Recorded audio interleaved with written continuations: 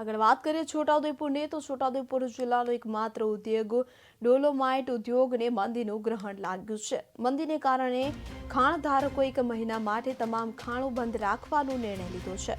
છેલ્લા કેટલાય વર્ષોથી ડોલોમાઇટ ઉદ્યોગ મંદીનો માર ઝીલી રહ્યો છે। મંદીને કારણે ડોલોમાઇટ માઇનર્સ એસોસિએશન દ્વારા 1 મહિના સુધી ખાણો બંધ રાખવાનો નિર્ણય લીધો છે, તો બીજી તરફ ફેક્ટરીના માલિકો ખાણ ધારકોના નિર્ણયથી અસંતુષ્ટ છે।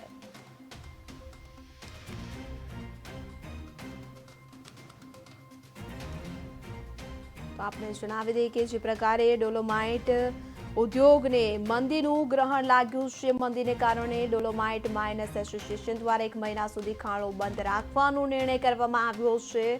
તો આપણે જણાવી દઈએ કે છેલ્લા કેટલાય વર્ષોથી ડોલોમાઇટ મંદીનો માર ઝીલી રહ્યો છે, તો જેને લઈને આ નિર્ણય લેવામાં આવ્યો છે। તો મંદીને કારણે ખાણધારકોએ 1 મહિના માટે તમામ ખાણો બંધ રાખવાનો નિર્ણય લીધો છે। છેલ્લા કેટલાય વર્ષોથી ડોલોમાઇટ ઉદ્યોગ મંદીનો માર ઝીલી રહ્યો છે। મંદીને કારણે ડોલોમાઇટ માઇનર્સ એસોસિએશન દ્વારા 1 મહિના સુધી ખાણો બંધ રાખવાનો નિર્ણય લેવામાં આવ્યો છે, તો બીજી તરફ ફેક્ટરીના માલિકો ખાણધારકોના નિર્ણયથી અસંતુષ્ટ જોવા મળી રહ્યા છે।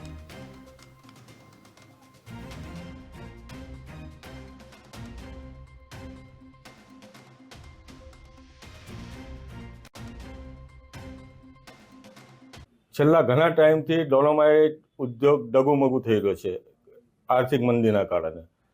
હવે જો અમે પ્રોડક્શન પૂરતા પ્રમાણમાં કરીએ તો અમારો માલ પ્રોસેસિંગ યુનિટમાં જતો નથી, કારણ કે સામે પ્રોસેસિંગ યુનિટવાળાનો પાવડર બી જતો નથી ને પ્રોસેસિંગ યુનિટવાળાને સામે ભાવ મળતા નથી।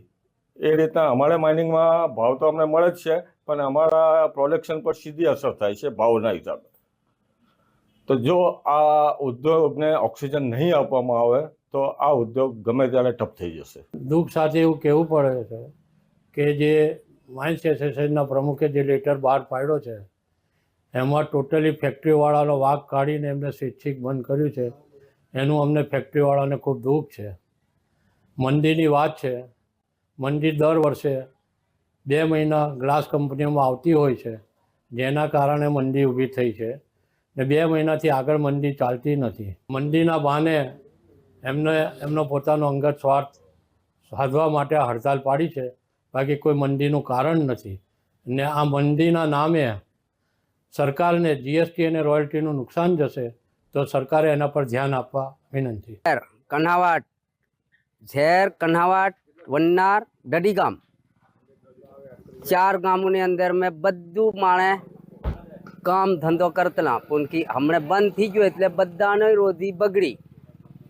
હવે આ બંધ કરી દેજો એટલે બધી તકલીફ પડી જાય અમારે।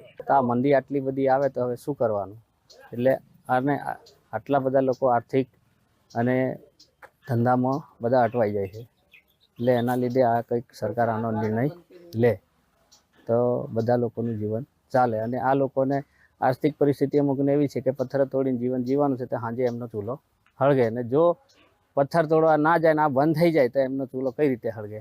એમનું વધારે તકલીફ પડે। એના માટે કંઈક કરે સરકાર એવી અમે માંગ રાખીએ છીએ। છેલ્લા ઘણા ટાઈમથી